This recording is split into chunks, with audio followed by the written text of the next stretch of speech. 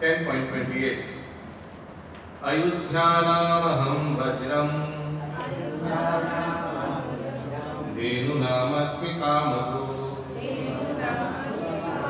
प्रजानाश्चस्मि कन्दर्प सर्पानाम् अस्मि वासुकी আমার আলাদা আলাদা দেওয়া আছে আপনাদের কি একসাথে দেওয়া আছে না আলাদা আলাদা কি আলাদা আবার আলাদা আচ্ছা আলাদা করে কিন্তু সব তো একসঙ্গেই আছে আচ্ছা একসঙ্গেই পড়ে নি হ্যাঁ পরে সবটা পড়ে নিতে হবে অনন্তশ্চাস্মি নাগানাম वरुणो यादसाम अहम पितॄणाम् अर्यमा चस्मि यमा संयामतामहम्।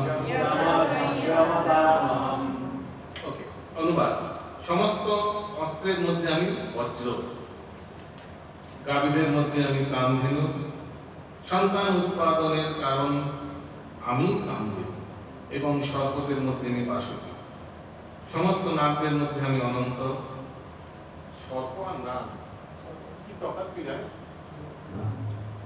बड़ भाई छोट भाई नाकि एनिवे की तफात सर्प और नाग की जाना ছিল ওটাই তো সাপ ফ্যামিলি एनिवे नागदेर मध्य आमि अनंत एवं जलचरदेर मध्य आमि वरुण पितृदेर मध्य आमि अर्यमा एवं दंडदानपादेर मध्य आमि यम। तात्पर्य वास्तविक असीम शक्तिशाली अस्त्र वज्र श्रीकृष्णेर शक्ति प्रतिनिधित्व करे। वज्र की यूज करे यूजुअली चिन्मय जगते कृष्ण लोके गाभीदेर जे कोनो समय ग्रहण करले যত পরিমাণ ইচ্ছা তত পরিমাণ দুধ পাওয়া যায়। জড় জগতে অবশ্য এই ধরনের গাভী দেখা যায় না। শ্রীকৃষ্ণের এই প্রকার বহু গাভী রয়েছে এবং এই সমস্ত গাভীদের বলা হয় সুরভি। বর্ণিত আছে যে গোচারণে ভগবান নিজেকে নিয়োজিত রাখেন, মানে উনি নিজেকে নিয়োজিত রাখেন মানে নিজে খুব গোচারণ করেন, এমন না যে উনি লিডার সবাইকে না, ভগবান নিজে গোচারণ করেন। ঠিক না?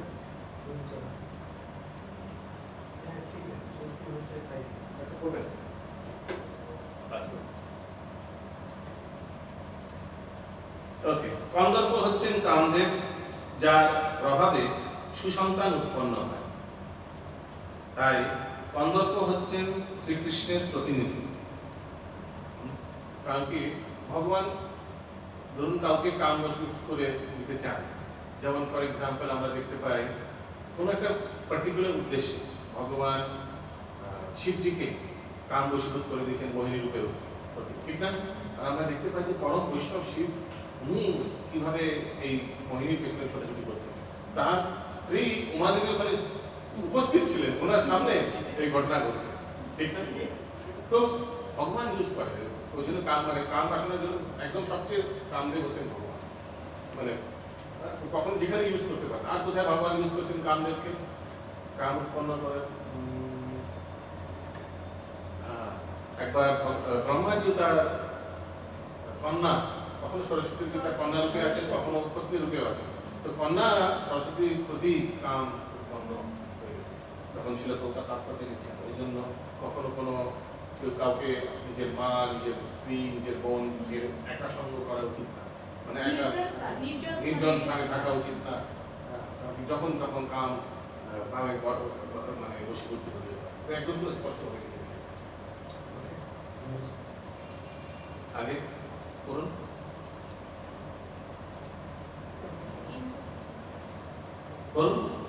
তাই ইন্দ্রিয় তৃপ্তির জন্য যে কাম তা কখনোই কৃষ্ণের প্রতিনিধিত্ব করে না, কৃষ্ণের প্রতিনিধিত্ব করে না। তো ইন্দ্রিয় তৃপ্তির জন্য যে কাম সেটা কিন্তু আলাদা। এটা হচ্ছে ভগবান যে গোপীদের প্রতি, তার ভক্তদের প্রতি যে আদান প্রদান, সেটা আগে। কিন্তু সুসন্তান উৎপাদনের জন্য যে কাম তা হচ্ছেন কন্দর্প এবং তিনি শ্রীকৃষ্ণের প্রতিনিধিত্ব করেন। তো ভক্তদেরও যতই কাম বাসনা এটা আসলে যদি থাকেও সেটা কিন্তু ভক্ত সন্তান উৎপাদনের জন্য করা উচিত। এটার জন্য অনুমতি আছে গৃহস্থ আশ্রম গ্রহণ করা, এইটুকুনি ছুট দেওয়া আছে গৃহস্থ। ইয়েস আগে বহু ধনাধারী নামদের মধ্যে অনন্ত হচ্ছেন শ্রেষ্ঠ। এবং জলচরদের মধ্যে বরুণ হচ্ছেন শ্রেষ্ঠ। তারা উভয় শ্রীকৃষ্ণের পুত্র। পিতৃবাদ আচ্ছা, জলচরদের মধ্যে বরুণ হচ্ছে শ্রেষ্ঠ, কিন্তু বরুণ তো দেবতা নাকি? বরুণ তো কোনো একটি জলচর না। এটা আমার আগে পিতৃ বা পূর্বপুরুষদের ও একটি গ্রহলোক আছে, সেই গ্রহের অধিষ্ঠাতা দেবতা হচ্ছেন অর্জমা, যিনি শ্রীকৃষ্ণের প্রতিনিধি। পাপীদের যারা দণ্ড দেন তাদের মধ্যে প্রধান হচ্ছেন যমরাজ। এই পৃথিবীর নিকটে যমরাজ অবস্থিত। মৃত্যুর পর পাপীদের সেখানে নিয়ে যাওয়া হয় এবং যমরাজ তাদের নানাভাবে শাস্তি দেন। ওকে, একদম ভগবান বলেন এই যে শাস্তি দেওয়ার মধ্যে আমি হচ্ছে কোনো ছোটখাটো শাস্তি দেওয়া রাজা বা এমন কিছু না, একদম মেন হেড জমালয়। ওর চেয়ে বড় শাস্তি দাদা কেউ আছে? ওকে, নেক্সট শ্লোক নাম্বার 30। প্রহ্লাদশ্চাস্মি দৈত্যানাং কালাকালায়তাম অহং মৃগানাং চ মৃগেন্দ্রোহং বৈনতেয়শ্চ পক্ষিণাং। নেক্সট। দৈত্যদের মধ্যে আমি প্রহ্লাদ, বশীকারীদের মধ্যে আমি কাল, পশুদের মধ্যে আমি সিংহ এবং পক্ষীদের মধ্যে আমি গরুড়। একদম মেন মেন, পশুদের মধ্যে আমি সিংহ মেন। ওর চেয়ে এত ফেরোসিয়াস কেউ নেই, একদম lion king, king of the jungle, best. তারপর তো দ্বিতীয় অদিতি দুই ভগ্নী। অদিতিদের পুত্রদের বলা হয় আদিত্য এবং দিতির পুত্রদের বলা হয় দৈত্য। আদিত্য মানে এখানে দেবতা, হ্যাঁ, তো অদিতির পুত্ররা সব দেবতা আর দ্বিতীয় পুত্ররা সব দানব। ইজি টু দানব, দ্বিতীয় দানব, ডিটি। সমস্ত আদিত্যেরা ভগবানের ভক্ত আর সমস্ত দৈত্যেরা নাস্তিক। যদিও প্রহ্লাদ দৈত্যকুলে জন্মগ্রহণ করেছিলেন, কিন্তু তা সত্ত্বেও শৈশব থেকে তিনি ছিলেন মহান ভগবত ভক্ত। তার ভক্তি ও দৈব গুণাবলীর জন্য তাকে শ্রীকৃষ্ণের প্রতিনিধি রূপে গণ্য করা হয়। তো দেখুন, ভক্তদের মধ্যে কোনো সামান্য না, একদম দৈত্যকুলে ভক্ত, তার মানে সামথিং ডিফারেন্ট না, একটু স্পেশাল। হ্যাঁ, ভক্তকুলে যদি ভক্ত হয়, দেবতাকুলে ভক্ত হয়, ওকে তো হয়েই থাকতে পারে, ঠিক না? যদি বলেন দৈত্যকুলের মধ্যে ভক্ত, সামথিং স্পেশাল না, একদম ভগবান। ইয়েস, আগে নানা ধরনের বশীভূতকরণ নিয়ম আছে, কিন্তু কাল এই জড় ব্রহ্মাণ্ডের সবকিছুই পরাস্ত করে। তাই কাল হচ্ছে শ্রীকৃষ্ণের প্রতি। জন্তুদের মধ্যে সিংহ। বশীকরণদের মধ্যে কাল, তো দেখবেন কত বড় বড় লোক, কত বড় বড় শক্তিশালী লোক, কিন্তু কালের প্রভাবে একদম ছোট্ট হয়ে গেছে। একটি খুব ভালো প্রবচন শুনছিলাম ওদিন, গোরান বলছিলেন যে মোহাম্মদ আলী খুব নাম করা একজন বক্সার ছিলেন একসময়। মোহাম্মদ আলী বক্সার, উনি যখন ফাইট করতেন ওনার রেকর্ড ছিল সিঙ্গেল পাঞ্চ ফাইট, খুব ভালো এক বক্সে ফার্স্ট পাঞ্চই নকআউট, নকআউট মানে বুঝতে শেষ, প্রথম পাঞ্চে অনেকক্ষণ টুকটুক মারতেন তারপর একটা দিতেন, শেষ, নকআউট, ফেমাস মোহাম্মদ আলী। ওই সময় যখন উনি আসতেন রিঙে আসতেন বুঝেছেন, তখন পুরো ক্রাউড সবাই একসঙ্গে বলতেন, I fly like a bee, I sting, I fly like a bee, I sting like a bee, I am the great Muhammad Ali। এইভাবে সব পুরো ক্রাউড সবাই ওনাকে এনকারেজ করতেন। আর পরবর্তীকালে যখন ওনার বয়স হয়ে যায়, বার্ধক্য এসে যায়, তখন অলিম্পিক, প্রত্যেক বছর অলিম্পিক যখন প্রত্যেক বছর তো হয় না, কত বছর পর অলিম্পিক? 4 বছর অলিম্পিক যখন হয়, তো প্রত্যেক অলিম্পিকে কোনো এক মুখ্য স্পোর্টসম্যানকে টর্চটা দেওয়া হয়, টর্চ, সেই টর্চটা নিয়ে স্টার্ট করে অলিম্পিকে দৌড়ে। কিন্তু মোহাম্মদ আলীকে অলিম্পিক কমিটি টর্চটা দিয়েছিল এই বছর আপনি, আর ওখানে এখন বার্ধক্য হয়ে গেছে, ওনার পার্কিনসন হয়ে গেছে, হাত ধরছিলেন। হ্যাঁ, তো ওরা দিয়ে আবার ভাবছে বাবা কি করে ফেললাম, এখন টর্চটা তো দিয়েছে, ধরিয়েছে, টর্চটা এই করে ধরছে, টর্চটা এই করে ধরছে, বুঝতে পারছেন তো? তো মোহাম্মদ আলী পরবর্তীকালে নিজের প্রেস অ্যানাউন্সমেন্টে বলছে যে আমি এক সময় যখন আমি রিঙে আসতাম, এইভাবে আমার গুণকীর্তন সমস্ত অডিয়েন্স আমায় বলতো, I fly like a bee, I sting like a bee, I am the great Mohammad Ali, এইভাবে। আর আজকে দেখুন কালের প্রভাবে আমি একটা টর্চ ধরতে পারছি না, আমার হাত পড়ছিল এইভাবে পার্কিনসনের জন্য। কি কালের প্রভাব! তখন আমার মনে হচ্ছিল আমার মতো মূর্খ কেউ পৃথিবীতে নেই, যে এত বড় সম্মান দেওয়া হচ্ছে আমি সেই সম্মানটাকে রাখতে পারবো কিনা। কিছু ভাবে ওনাকে লোক ধরে নিয়ে গিয়ে টর্চটা ওই একটা আগুনটা দিয়েছে, অলিম্পিকে যে ওই টর্চটা নিয়ে ওখানে আগুন দিতে হবে। তো এমনি বলছি কালের বাবা, ওই জন্যই বশীকারীদের মধ্যে আমি কা। আবার আলেকজান্ডার দ্য গ্রেট এত বড়, কিন্তু শুনেছি পরবর্তীকালে একটা মশার কামড়ে উনি মৃত্যু হয়েছে, ম্যালেরিয়া এরকম কিছু হয়ে গেছে। তখনই ছিল প্রভুপাদকে এক ভক্ত একবার বলছেন, এটা কোনো নিউজ পেপারে লেটার একটা এসেছেন, নিউজ পেপার দেখে বলছেন প্রভুপাদ সে হিটলার কত বড় কিছু লেখা আছে হিটলার ব্যাপারে, he so strong, he so famous, he is the most powerful. Prabhupada বলছেন ওনার ব্যাপারে না করে read about the person who created him and who took his life. সে কত পাওয়ারফুল হবে। তুমি বলছে পাওয়ারফুল, কিন্তু একে যে জন্ম দিয়েছে আর যে এনার মৃত্যুর কারণ হবে উনি কত পাওয়ারফুল, ভগবান। তারপর জন্তুদের মধ্যে সিংহ সবচেয়ে বড় শক্তিশালী ও হিংস্র। সমগ্র পক্ষীকুলের মধ্যে শ্রী বিষ্ণুর বাহক গরু হচ্ছেন সর্বশ্রেষ্ঠ। আগে নেক্সট শ্লোক 31, correct?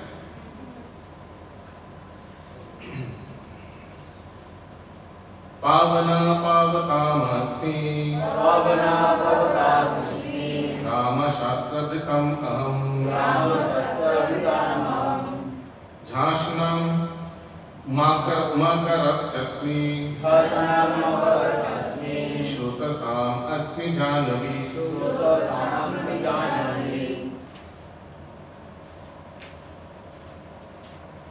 অনুবাদ।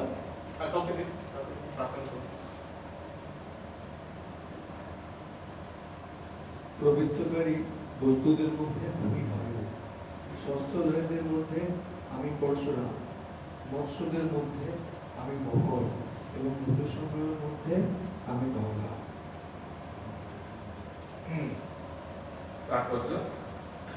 সমগ্র জলচর প্রাণীদের মধ্যে মকর বৃহত্তম এবং মানুষের জন্য তা অত্যন্ত ভয়ঙ্কর। এভাবে মকর শ্রীকৃষ্ণের প্রতীক স্বরূপ। Next, shloka number 32.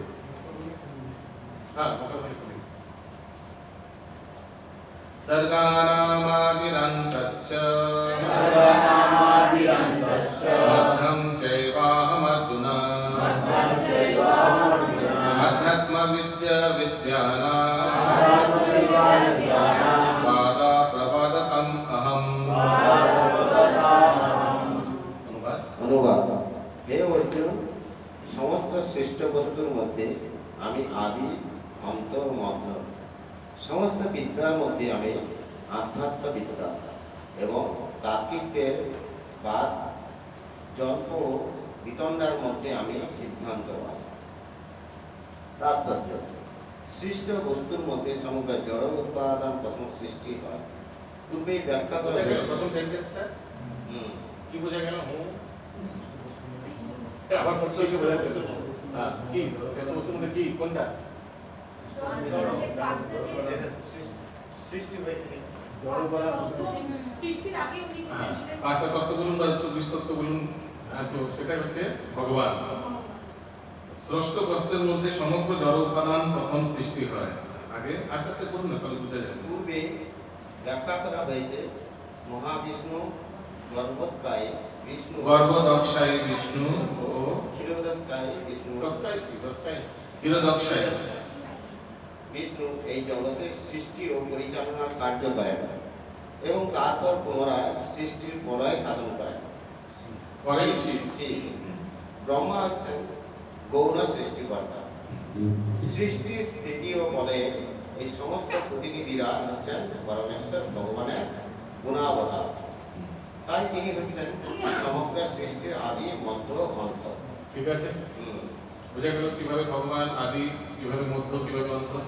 আদি রূপে কি আছে ভগবান? ব্রহ্মা রূপে, কারণ কি রজগুণে উনি সৃষ্টি করছেন। মধ্য রূপে উনি পালন করছেন বিষ্ণু হয়ে, আর তমগুণে উনি শিব হয়ে সংহার করছেন। এইভাবে স্টার্টিং এ, बीच में और एंड में भगवान है। क्लियर? আগে উন্নত মানের শিক্ষার জন্য জ্ঞানের বহুবিধ গ্রন্থ আছে, যেমন চতুর্বেদ, তাদের অন্তর্ভুক্ত ষড়দর্শন, বেদান্ত সূত্র, ন্যায়শাস্ত্র, ধর্মশাস্ত্র ও পুরাণ। সুতরাং শিক্ষামূলক গ্রন্থের সর্বসমেত 14টি বিভাগ রয়েছে। এগুলির মধ্যে যেই গ্রন্থটি আধ্যাত্মবিদ্যা ও পারমার্থিক জ্ঞান পরিবেশন করেছে, বিশেষ করে বেদান্ত সূত্র হচ্ছে শ্রীকৃষ্ণের প্রতীক। ওকে, শ্রীকৃষ্ণের প্রতি বেদান্ত সূত্র। আর এই বেদান্ত সূত্রের সবচেয়ে শ্রেষ্ঠ ভাষ্য কি?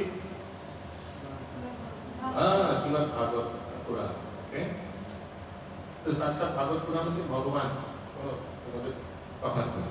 আগে ন্যায়শাস্ত্র। ন্যায়শাস্ত্রে তার্কিকদের মধ্যে তর্কের বিভিন্ন স্তর আছে।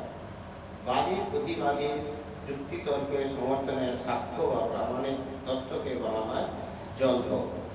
পরস্পরকে পরাস্ত করার প্রচেষ্টায় বলা হয় বিতণ্ডা এবং চূড়ান্ত সিদ্ধান্তকে বলা হয় বাদ। এই চূড়ান্ত সিদ্ধান্ত হচ্ছে শ্রীকৃষ্ণের প্রতীক। চূড়ান্ত ভগবানই হবে প্রতীক। ওকে, নেক্সট শ্লোক নাম্বার 33। अक्षराणाम् आकारोऽस्मि द्वन्द्वसमासिकस्य च अहमेव क्षयकालो अहं विश्वतो मुखः। नेक्स्ट। সমস্ত অক্ষরের মধ্যে আমি অকার, সমাস সমূহের মধ্যে আমি দ্বন্দ্ব সমাস, সংহারকারীদের মধ্যে আমি মহাকাল এবং স্রষ্টাদের মধ্যে আমি ব্রহ্মা। তাৎপর্য: সংস্কৃত বর্ণমালায় প্রথম অক্ষর অকার, বৈদিক সাহিত্যের প্রথম অক্ষর। অকার ছাড়া কোনো শব্দের উচ্চারণ সম্ভব নয়, তাই অকারের শব্দের সূত্রপাত। সংস্কৃতে একাধিক শব্দের শব্দের সূত্রপাতের পর পুস্তক আছে না? তো দেখো, অকার এত ইম্পর্টেন্ট যে ভগবানের যে শব্দ ব্রহ্ম ওম, ওর মধ্যে কিন্তু অকার আছে না? ওম শব্দের আ ও মা তিনটি শব্দ নিয়ে ওম কনস্ট্রাকশন। তো প্রথমে কি আছে? অকার, আ ওম আসবে, কিন্তু আমরা ওম বলি না, আমরা ওম বলি, আ ইজ সাইলেন্ট। ওকে, আগে সংস্কৃতে একাধিক শব্দের সমন্বয় হয়, যেমন রাম, কৃষ্ণ, একে বলা হয় দ্বন্দ্ব। মাইকটা বলে এদিকে সাইডে গেছেন মাইক। রাম ও কৃষ্ণ এই দুটি শব্দের ছন্দরূপ একই রকম, তাই তাকে দ্বন্দ্ব সমাস বলা হয়। সমস্ত বিনাশকারীদের ওকে, মধ্যে তো এই দ্বন্দ্ব সমাস এগুলো কোনো সংস্কৃতের কোনো একটা রুল হবে? কারা কারা সংস্কৃত পড়েছেন স্কুলে? আদৌটা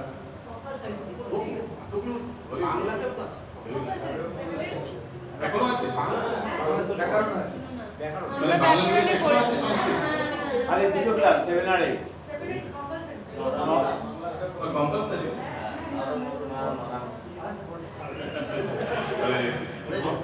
ক্লাস 10 অবধি ক্লাস 10 অবধি মাধ্যমিক আমার সাবজেক্ট ছিল মাধ্যমিক তো 100 মার্কস। ইয়েস, আগে সমস্ত বিনাশকারীদের মধ্যে কালই চরম, কারণ কালের প্রভাবে সব কিছুরই বিনাশ হয়। কাল শ্রীকৃষ্ণের প্রতিনিধি। কালক্রমে এক মহা অগ্নি প্রলয়ে সমস্ত সৃষ্টি ধ্বংস হয়ে যাবে।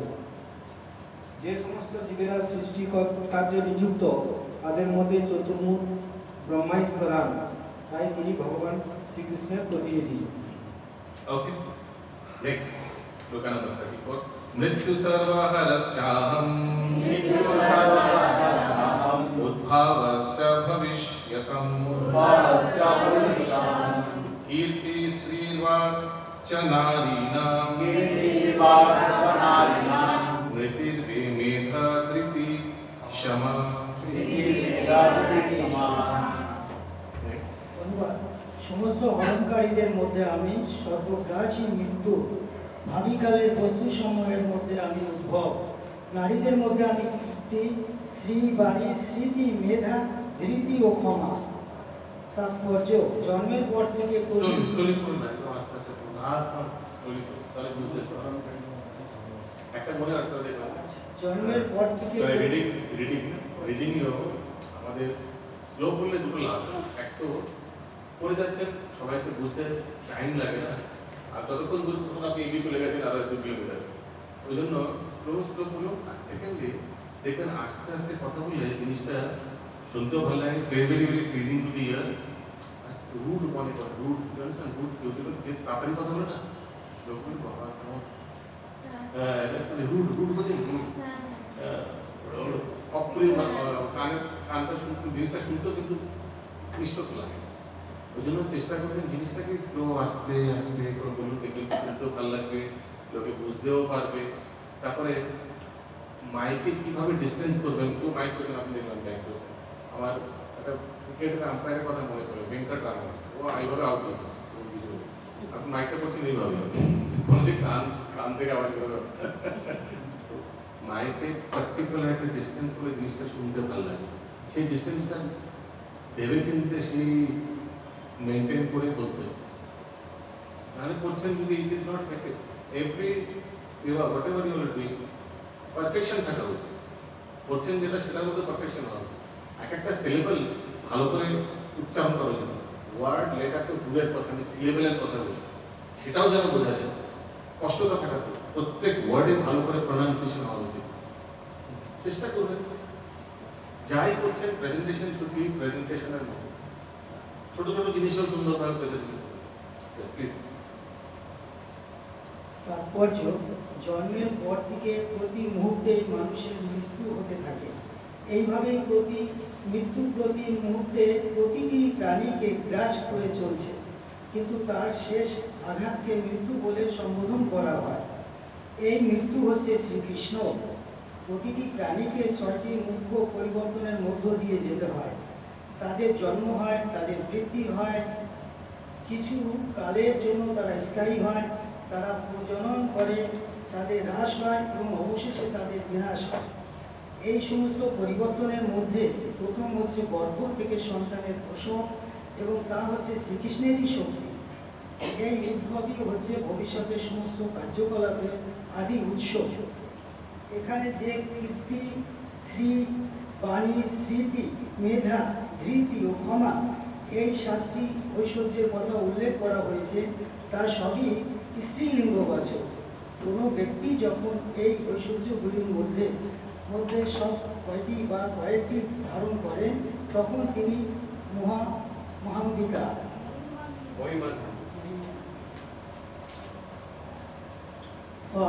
কোনো মানুষ যখন ধার্মিক ব্যক্তি রূপে বিখ্যাত হন, তখন সেটি তাকে মহিমান্বিত করে।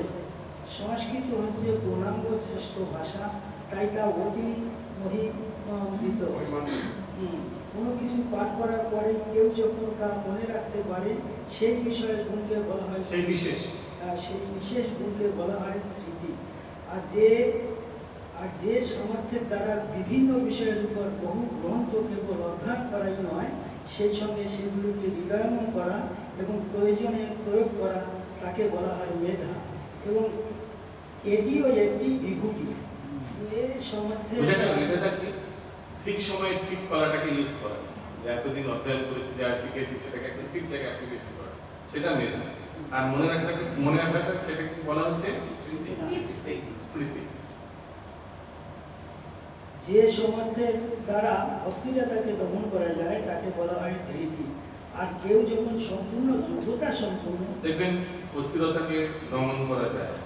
উদাহরণ দেখেন, ভক্তরা কত শান্ত, কৃষ্ণ ভক্ত নিষ্ঠা শান্ত, কত কিছু ঘটে যায় তাদের জীবনে, কিন্তু তারা একদম শান্ত থাকে, স্নিগ্ধ থাকে। বাকিদের মতো, বাইরের লোকেদের মতো ছটফট করে না। তাদের হয়তো গৃহ কোনো, হয়তো বিজনেসে কোনো লস হলো, ভক্তের প্রভুপাদের বিজনেসে খুব লস হয়েছিল না, বোস ল্যাবরেটরি আলাহাবাদে। প্রভুপাদ খুব খুশি হলেন, ভাবলেন এই লাস্টে একটা জিনিস ছিল, এটাকে ঠকিয়ে দিল কেউ একটা। প্রভুপাদের পার্টনার নাকি ঠকিয়েছিল না লাস্টে, তবে যা আছে সেটাও গেল, একদম হাত খালি, হরি বল, একদম নিঃস্ব। এবার আমি ভালো করে বলেন ভগবানের আশীর্বাদ, এইভাবে ভক্ত নেয়। কিন্তু অন্য কোনো ব্যক্তি দেখবেন যখন 2000 সালে একবার হঠাৎ করে শেয়ার মার্কেট ফল হয়েছিল, ওই রাত্রে বম্বেতে কত 120 জন না কত শেয়ার ব্রোকার সুইসাইড করেছিল, সহ্য করতে পারে। রাতারাতি কয়েক কোটি টাকা গন। যাতে ভয় একদম ওখান থেকে লাভ পেয়ে যায়। তো দেখুন কিভাবে ভক্তরা এগুলোকে গ্রহণ করেন আর কিভাবে অবক্ষয় করেন। ওই জন্য এখানে কি লেখা আছে, কি করছিলাম আমরা ধৃতির ব্যাপারে, যে সামর্থ্যের দ্বারা অস্থিরতাকে বহন করা যায় তাকে বলা হয় ধৃতি। এটা ভক্তি মার্গে, তো একটা ভক্তি মার্গে আসার পরে প্রভুপাদে আসার, এই সংস্থায় আসার কত লাভ, কখনো কোনো ভক্ত কিন্তু এটাকে ক্যালকুলেট করে কত লাভ। আর কেউ যখন সম্পূর্ণ যোগ্যতা সম্পন্ন তবুও বিনয়ী ও ভদ্র, এবং কেউ যখন সুখ ও দুঃখ উভয় সময়ই দেখুন কথা একদম অপোজিট, কেউ যোগ্যতা সম্পন্ন তবুও বিনয়ী ও ভদ্র। উল্টো দেখা যায় না, ওই একটা যোগ্যতা সম্পন্ন কত কত প্রাউড হবে, অহংকারী ব্যক্তি হবে সমাজে, কিন্তু একদম উল্টো। আর কেউ যখন সুখ ও দুঃখ উভয় সময়ে ভারসাম্য রক্ষা করতে সক্ষম, তার সেই ঐশ্বর্যকে বলা হয় ক্ষমা। দেখুন ক্ষমার ডেফিনেশন কি আলাদা। জড়জগতে ক্ষমা মানে কি, ক্ষমা করে দেনা, ফরগিভ। এখানে ক্ষমা মানে কি, কেউ সুখে আর দুঃখে একদম ওই স্টেটাস, ওই জিনিসটাকে ব্যালেন্সিং, মানে একদম মানে সমানভাবে থাকা। এখানে ক্ষমা লেখা আছে, কিন্তু সাধারণত ক্ষমা মানে আমরা জানি ক্ষমা মানে ফরগিভ। এখানে কিন্তু ক্ষমা মানে সমা। কেউ যখন যেমন কেউ যখন সুখ ও দুঃখ উভয় সময় ভারসাম্যতা রক্ষা করতে সক্ষম, এটাকে সমা বলে।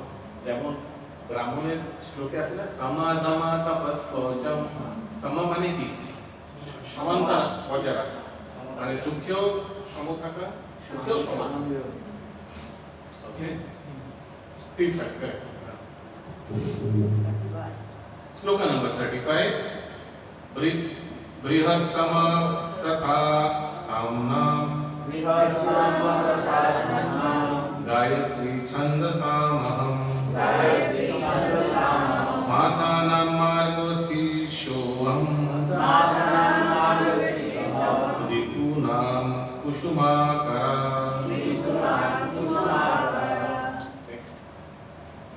সমবেদের মধ্যে আমি বৃহত্তম সাম, এবং ছন্দ্র সময়ের মধ্যে আমি গায়ত্রী, মাস সমুদ্রের মধ্যে আমি অঘ্রাণ, এবং ঋতুদের মধ্যে আমি বসন্ত। ভগবান পূর্বে বলেছেন যে সমস্ত বেদের মধ্যে তিনি হচ্ছেন সামবেদ। সামবেদে বিভিন্ন দেবতারা দ্বারা গীত অপূর্ব সুন্দর সঙ্গীত সমূহ দ্বারা সমৃদ্ধ। এই সঙ্গীতগুলো একটি বলা হয় বিরসাম, যার সুর অপূর্ব মাধুর্যমণ্ডিত এবং মধ্যরাত্রের গীত হওয়া রীতি। সংস্কৃতি ভাষায় কবিতাকে ছন্দবদ্ধ করার কতগুলি বিশেষ নিয়ম আছে। ছন্দ ও মাত্রা আধুনিক কবিতার মতো খামখেয়ালিভাবে লেখা হয় না। সুসংবদ্ধ কবিতার মধ্যে গায়ত্রী মন্ত্র হচ্ছে শ্রেষ্ঠ, যা সুযোগ্য ব্রাহ্মণ গেয়ে থাকেন। শ্রীমদ্ ভাগবতমে গায়ত্রী মন্ত্রে উল্লেখ করা হয়েছে, যেহেতু গায়ত্রী মন্ত্রের মাধ্যমে ভগবান উপলব্ধি করা যায়, তা হচ্ছে ভগবানের অতিথি, ভগবানের প্রতীক। Okay, so very very important Gayatri mantra আর ভগবানের প্রতীক। আগে আধ্যাত্মিক মার্গে বিশেষভাবে উন্নতর মানুষের জন্য গায়ত্রী মন্ত্র, এবং কেউ যদি এই মন্ত্রে সিদ্ধি লাভ করে তবে তিনি ভগবত ধামে প্রবেশ করতে পারেন। গায়ত্রী মন্ত্র উচ্চারণ করতে হলে প্রথম জড়া প্রকৃতির সপ্তগুণে প্রতিষ্ঠিত ব্যক্তি গুণ অর্জন করা প্রয়োজন। বৈদিক সভ্যতার গায়ত্রী মন্ত্র অত্যন্ত গুরুত্বপূর্ণ, এবং তাকে ব্রহ্মের শব্দের অবতার বলে গণনা করা হয়। ব্রহ্মা হচ্ছেন এক প্রবর্ত এবং এবং তার মন্ত্রে গুরু শিষ্য এবং পরম্পরা তাকে থেকে নেমে এসেছে। আমরা যেমন ব্রহ্ম সম্প্রদায় আছে, হ্যাঁ, তো ওই জন্য প্রভুপাদ ব্রাহ্মণ দীক্ষা খুব গুরুত্বপূর্ণ দিতেন। বলতেন হরিনাম বিকাশ ইনকমপ্লিট, ব্রাহ্মণ দীক্ষা হওয়া উচিত। We must create brahmanas in our society. তো that is also one of the aim for this Bhakti Shastri, কারণ কি এখন ম্যাক্সিমাম গুরু মহারাজেরা ভক্তি শাস্ত্রী কম্পালসারি করে দিয়েছে না ব্রাহ্মণ দীক্ষার জন্য ম্যাক্সিমাম। ওই জন্য সবার চেষ্টা করা উচিত যত শীঘ্রই ভক্তি শাস্ত্রী করে ব্রাহ্মণ দীক্ষা নিয়ে সেবায় লাগাতে। সেবা ইজ ভেরি ভেরি ইম্পর্টেন্ট। প্রভুরা অল্টারে সেবা করার সুযোগ পাবেন। অনেক মন্দিরে ব্রাহ্মণ দীক্ষিত ছাড়া টেম্পল কিচেনে ঢুকতে দেয় না, যেমন ইসকন চৌপাটি মন্দির। সেটা মানে ব্যবস্থা মানে টাইম প্লেসেন্ট সার্কামস্টান্সেস, যেমন আপনার মনে আছে যখন পানিহাটি মন্দির প্রথম শুরু হয়েছিল, তখন আমাদের ওখানে যারা ব্রাহ্মণ দীক্ষিত দূরের কথা, হরিনামও হয়নি, কিন্তু তখন এক দুজন পূজারীকে অ্যালাউ করা হয়েছিল। হরিনাম হয়নি, কিন্তু কে পুজো করবে ডেলি সকালবেলা উঠে শীতকালে ঠান্ডার মধ্যে স্নান করে কেউ যে রাজি হয়েছে বলেছে বাবা ঠিক আছে তুমি করো, কেউ অন্তত রাজি হয়েছে, ঠিক আছে। কিন্তু পরবর্তীকালে যখন ভক্তরা বাড়লো, প্রচার খুব বাড়লো, তখন আস্তে আস্তে হরিনাম দীক্ষিত ভক্তদের ক্রাইটেরিয়া বানানো হলো। এখন যখন অনেক ভক্ত মণ্ডলী হয়েছে, ওখানে খুব ভালোভাবে প্রচার হয়েছে, এখন ব্রাহ্মণ দীক্ষা ছাড়া ভেতরে ঢোকে না অলরেডি। ওই জন্য we should always আস্তে আস্তে প্রগতি করে ব্রাহ্মণ দীক্ষা নেওয়া খুবই দরকার। অনেক ভক্তরা ভাবে কমপ্লেসেন্সি বোঝেন কি? এটা ইংলিশে একটা শব্দ আছে, কমপ্লেসেন্স, টু বি কমপ্লেসেন্ট, মানে অনেক হয়ে গেছে বাবা, এই ঠিক আছে এখন যা আছে। এই জিনিসটা যেন কখনো না হয়। নারদ বলে না, কোথায় যেন আমরা পড়ছিলাম না, কোথায় পড়ছিলাম সুভাষপুর, নারদ মুনি মনে হয় বলছিল প্রহ্লাদ মহারাজ নাকি একদিন ভগবানকে প্রার্থনা করছে, ভগবান বলছেন এক বরদান চাও, প্রহ্লাদ মহারাজ নারদ মুনি বলছিলেন যে হে প্রভু, নারদ মুনি বলছিলেন যে একটা বরদান দিন যে আপনার ভক্তি করে যেন কেউ সন্তুষ্ট না, তৃপ্তি না। মানে বুঝতে পেরেছেন কি তৃপ্তি না হয় মানে আরো করবো, তৃপ্তি হয়ে গেল তো গেল, তৃপ্তি হয়ে গেলে তো গেল, কেউ যেন আরো আরো আরো ফার্স্ট আর যেন পিপাসা থাকে, আরো যেন মারে। যত ভক্তি করে তত আরো পিপাসা থাকে, তত নিজেকে ছোট মনে হয়, অনেক কিছুই করি। ঠিক তেমনি যখন ধরুন দূর থেকে আপনি হোটেলের ব্যালকনি থেকে আপনি কোনো পাহাড়কে দেখছেন, আপনি পাহাড়টাকে মাপতে চেষ্টা করেন কতটুকু হবে, তারপর আপনি ব্যালকনি থেকে নেমে পাহাড়ের দিকে চলতে শুরু করছেন, তখন কি হবে? দুটো জিনিস হবে। এক তো নিজেকে আস্তে আস্তে ছোট মনে করবেন, আর পাহাড়টা আস্তে আস্তে বড় মনে হবে, ঠিক না? এমন সময় হবে পাহাড়ের সামনে চলে গেছে, পাহাড়টাকে এইভাবে দেখছে, ঠিক না? আর নিজেকে মনে হবে এটা পিপলিকার মনে। ঠিক তেমনই ভক্তি মার্গে এসে প্রথম নিজেকে মনে হবে ও আমি এখানে এসেছি, ইসকন উদ্ধার হয়ে গেছে, ঠিক না? ও ফাইনালি ইসকন আমার পেয়েছে, ইসকন ভাগ্য, ইসকনের সৌভাগ্য আমার পেয়েছে। আমি এবার নেমেছি জড়জগৎকে উদ্ধার করতে নেমেছে। তারপর ইসকন এসে যখন আপনি ক্লাস করবেন, মহান মহান পণ্ডিতেরা, মহান মহান ভক্ত, এক সে বাদকার এক ভক্তরা এখানে আছে, ঠিক না? তখন আস্তে আস্তে মনে হয় যত দিন যাবে তত শাস্ত্র কিছুই জানি না, কোথায় বড় বড় ডিগ্রি নিয়ে এসেছিলাম এখানে ইসকনে, আরে কে কাকে উদ্ধার করছে দেখতে পাচ্ছি। সমস্ত মাসের মধ্যে অগ্রহায়ণ মাসকে বছর শ্রেষ্ঠ সময় বলে গণনা করা হয়। কেন বলুন তো অগ্রহায়ণ? কারণ কি অগ্রহায়ণ মানে কোন মাসটা ঠিক মতো?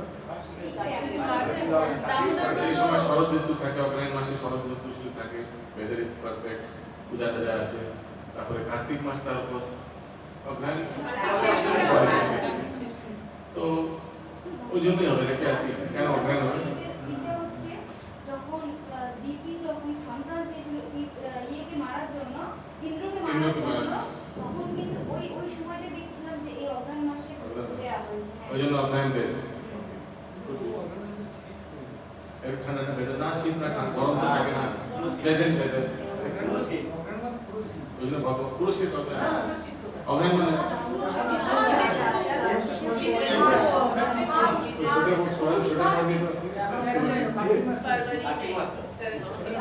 my point is মানে very pleasant weather, pleasant, না গরম না ঠান্ডা।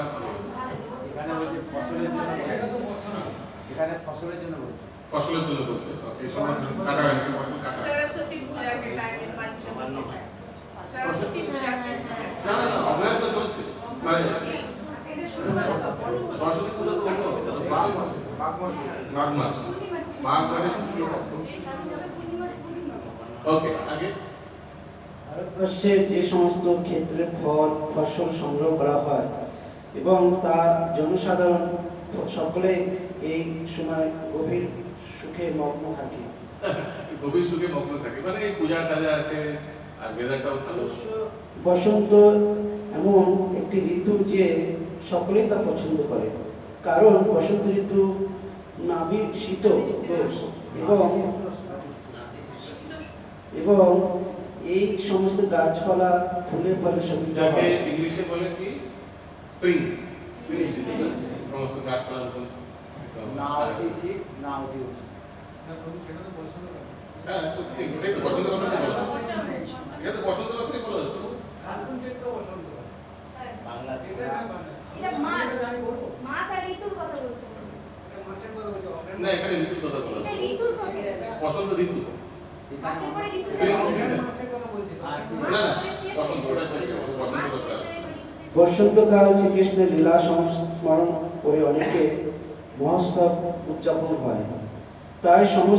তাই বসন্ত ঋতু সর্বাপেক্ষ আনন্দ উজ্জ্বল ঋতু বলে গণনা করা হয় এবং এই ঋতুরাজ বসন্ত হচ্ছেন শ্রীকৃষ্ণের প্রতিনিধি। আমার মনে আছে এই বসন্তকালে একবার খুব মায়াপুরে সবাই ইয়েলো ড্রেস পরানো হয় না, কিন্তু পুরো সব yellow, বসন্ত পঞ্চমী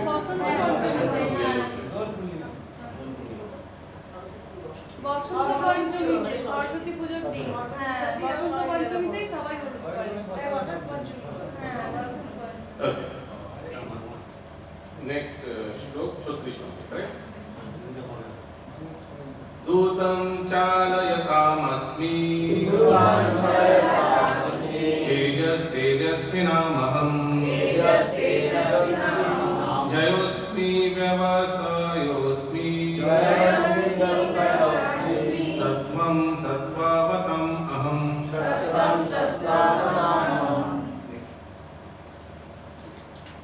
অনুবাদ।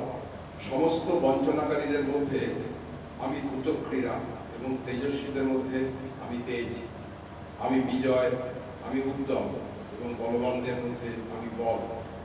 তাৎপর্য: সমগ্র ব্রহ্মাণ্ডে নানা রকম প্রবঞ্চনাকারী আছে। সব রকম প্রবঞ্চনার মধ্যে দ্রুতক্রীড়া সর্বোপরি, তাই তা শ্রীকৃষ্ণের প্রতীক।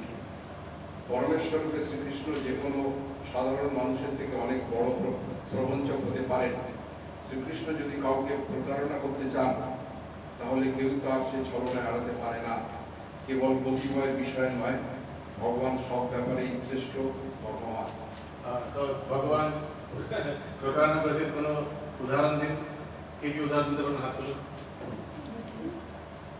ভগবান প্রতারণা করেছেন মহাভারতে, বিশ্বপিতা প্রতিজ্ঞা করেছেন তীরগুলো আমি কালকে সব পরাস্ত করবো, তো দ্রৌপদীকে নিয়ে গেছেন। বিশ্বপিতা বলছেন, কি বলছেন? সৌভাগ্যবতী। যে আপনি এখন সৌভাগ্যবতী পেছন থেকে কৃষ্ণ চলে এসেছেন, আপনি এনাকে সৌভাগ্যবতী বলেছেন, এদিকে এনার 5 স্বামীকে কালকে আপনি মারবেন বলেছেন, তাহলে সৌভাগ্য কি করে হবে? ওখানে তো যাওয়ার কথা ছিল, দুর্যোধনের স্ত্রী যাওয়ার কথা ছিল, উনি দ্রৌপদীকে পাঠিয়ে দিয়েছেন। তখন বলছে যে ওর তখন বিশ্বপিতা বলছে, এই তো কে এনেছে কে দিতে আমি জানি না নাকি, তুমি নিয়ে এসেছে। তো এইভাবে তখন আমরা তারপর দেখছি মৃত্যুর সময় বিশ্বপিতা কি বলছেন, দুর্যোধনকে, সরি যুধিষ্ঠিরকে, যুধিষ্ঠির বিশ্বপিতামহ বলছেন যে তুমি এত চিন্তা করো না, যে তোমার প্রভাবে এরা সব মৃত্যু হয়েছে, তুমি এত মন খারাপ করো না, রাজ্যকে ভালোভাবে গ্রহণ করো আর রাজত্ব করো। মনে রাখবে এই সব কিছু কালক্রমেই হচ্ছে, আর এই কালের নিয়ন্ত্রণ হচ্ছে এই কালা বালক। ঠিক এইভাবে বলে যে কালের নিয়ন্ত্রণকারী হচ্ছে এই কালো রঙের বালক, দেখছো তোমার সামনে, এই মনে রাখবে এই কিন্তু সব নিয়ন্ত্রণ করছে। মানে ছেলিয়া এই সবচেয়ে নম্বর 1 ছেলে, হি ইজ কন্ট্রোলিং এভরিথিং। তারপর আমরা দেখতে পাই কিভাবে ভগবান রাসকৃষ্ণের সময় সবাইকে কেশি ঘাটে ভগবান দাঁড়িয়ে মাঝরাত্রে বাঁশুরি বাজাচ্ছে, সেই বাঁশুরি শুনে সবাই ঘর দর সব পতি পত্নী সব ছেড়ে চলে এসছে, সব গোপীরা সব চলে এসে ছুটে কেশি ঘাটে ছুটেছে। ভগবান তোমরা কেন এসছো? বলছে বাহ, কেন এসছি আমরা? আপনি জানেন না কেন এসছি? আপনি মাঝরাতে এভাবে বাঁশি বাজিয়েছেন, সব বললেন না না তোমরা এসো, তোমরা সব পতিব্রতা স্ত্রী, এইভাবে সমাজ কি বললো, ভেরি ব্যাড, তোমরা এখানে যাও, যদি চলে যাও যেখান থেকে এসছো। গোপীরা ভাবতে বাহ খুব ভালো, আমলোক না জাপানিজ না ইয়াকা না ওয়াকা, না ঘরে থাকলাম, ঘর থেকে জবে করে চলে এলাম, শাশুড়ি ওয়ার্নিং দিয়েছে এবার বেরোলে কিন্তু পাটা বেরোচ্ছি আর কখনো কিন্তু ফেরত আসবে না, ঠিক আছে ফেরত যাবো। আর এখানে এসে এটি স্বীকারও করছেন না। বাহ খুব সুন্দর। তখন গোপীরাও ভগবানকে খুব সুন্দরভাবে, বাম গোপীরা খুব সুন্দরভাবে কথা শোনায়। লাস্টে ভগবান তাদের কিছুভাবে বুঝিয়ে বলে ঠিক আছে কিছু হবে না, তোমরা যাও, আমি সামনে যাবো। ভগবান অন্তর্যামী, তার হৃদয়ে ঢুকে অ্যাডজাস্টমেন্ট করে নিয়ে।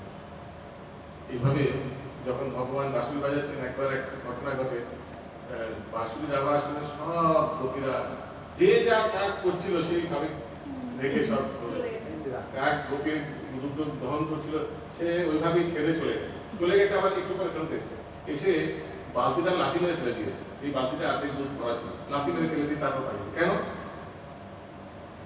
কারণ কি অর্ধেক বালতি দুধ ভরা ছিল, চিন্তা থাকবে দুধটা বেরালাম, না থাকবে বাস, না বাজবে বাস, দুধটা ফেলে দিয়ে চলে গেছে, এর কোনো টেনশন না থাকে। ভগবানের সঙ্গে যাচ্ছি দেখা করতে, সাক্ষাৎ করতে, এখানে মনটা যেন পড়ে না থাকে, দুধের বালতিটা লাথি মেরে ফেলে তো চলে গেছে। এই হচ্ছে গুপ্তের আগে। বিজয়ীদের মধ্যে তিনি জয়, তিনি তেজস্বীর তেজ, উদ্যমী ও অধ্যবসায়ীদের মধ্যে তিনি সর্বোৎকৃষ্ট উদ্যমী ও অধ্যবসায়ী, দুঃসাহসের মধ্যে তিনি শ্রেষ্ঠ দুঃসাহসী এবং বলবানদের মধ্যে তিনি শ্রেষ্ঠ বলশালী। শ্রীকৃষ্ণ যখন এই জগতে প্রকট ছিলেন তখন তার কোনো শক্তিশালী আর কেউই ছিল না, এমনকি তার শৈশবে তিনি গিরি গোবর্ধন পর্ব তুলেছিলেন। তার মতো প্রবঞ্চক কেউ নেই, তার মতো তেজস্বী কেউ নেই, তার মতো বিজয়ী কেউ নেই, তার মতো উদ্যমী কেউ নেই এবং তার মতো বলবানও কেউ নেই। Next শ্লোক number 27. Vrishtinam vasudevasmi Pandavanam dhananjaya Muninamapyaham vyasa Kavinamosana kavi। ঋষিদের মধ্যে আমি বাসুদেব এবং পাণ্ডবদের মধ্যে আমি অর্জুন, মুনিদের মধ্যে আমি ব্যাস এবং কবিদের মধ্যে আমি কুশলা। না মানে কুশলা একই না, তাৎপর্য সেম পার্সন, কুশলা ইউরোপ এসে তাৎপর্য শ্রীকৃষ্ণই আদি পরমেশ্বর ভগবান এবং বলদেব তার সাক্ষাৎ কায়তুহ। শ্রীকৃষ্ণ ও বলদেব উভয় বাসুদেবের পুত্ররূপে অবতরণ করেন, তাই তাদের দুজনকেই বাসুদেব বলবেন না, বসুদেব। দুজনকেই এখানে না বাসুদেব লেখা আছে বইতে।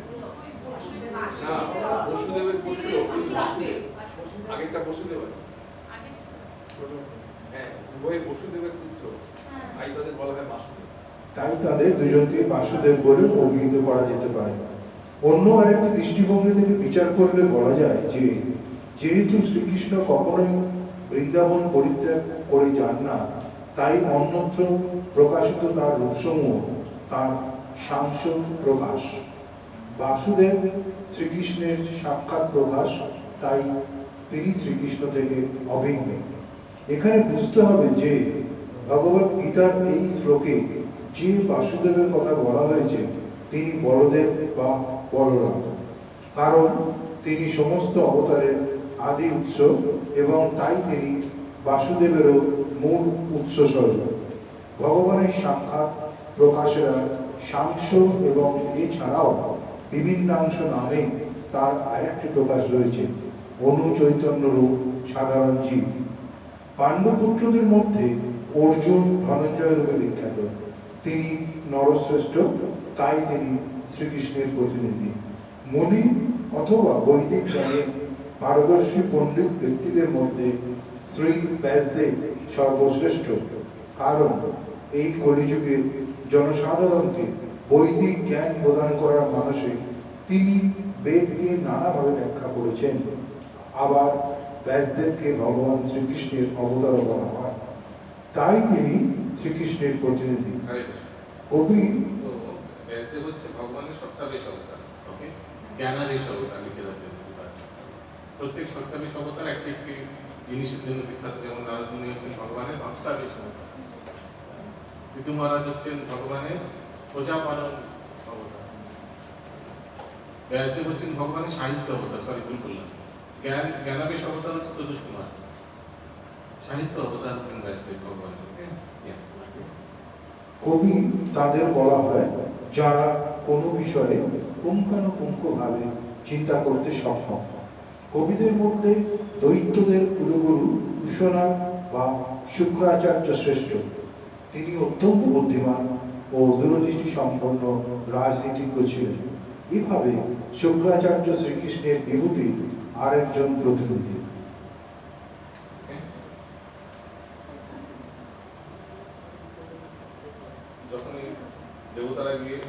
যখন দেবতারা রাজ্য করতেন তখন অসুররা গিয়ে শুক্রাচার্যের কাছে হেল্প চাইতেন, কিভাবে ওনাকে প্রসন্ন করতেন, কিভাবে ওই আসনটাকে গ্রহণ করা যায়। তো শুক্রাচার্য বুদ্ধি দিতেন। 38 নম্বর শ্লোক, দণ্ডদামায়তামস্মি নীতিরস্মি জিগীষতাম মৌনম চৈবাস্মি গুহ্যানাম জ্ঞানম জ্ঞানবতাম অহম।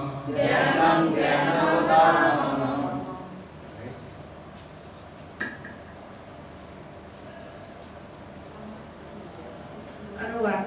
अराजकता को दमन करने वाले समस्त साधनों में से मैं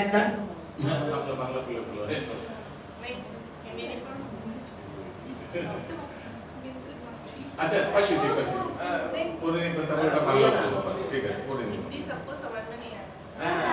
नहीं समझ तो आएगा लेकिन मैचिंग नहीं होगी, ठीक है। अराजकता को दमन करने वाले समस्त साधनों में से मैं दंड हूँ, और जो विजय के आकांक्षी हैं उनकी मैं नीति हूँ। रहस्यों में मैं मौन हूँ और बुद्धिमानों में मैं ज्ञान हूँ। ओके, एक बार बांग्ला एक पढ़ दिन अनुवाद कर, बाद ऑन कर दीजिए माइक। একটা অফ আছে। অনুবাদ করুন বাংলায়। দমনকারীদের অনেকটা অন করে। কি ব্যাটারি আছে হ্যাঁ তো সামনে বলে মুখে সামনে না। দমনকারীদের মধ্যে এটা চার্জের পড়টা চার্জ পড়। বল দমনকারীদের মধ্যে আমি দণ্ড এবং জয় অভিলাষকারীদের মধ্যে আমি নীতি। গোপনীয় বিষয়সমূহের মধ্যে আমি মৌন এবং জ্ঞানবানদের মধ্যে আমি জ্ঞান। তাৎপর্য নানা রকমের দমনকারী রয়েছেন, যাদের মধ্যে দুষ্কৃতীদের দমনকারী সবচেয়ে গুরুত্বপূর্ণ।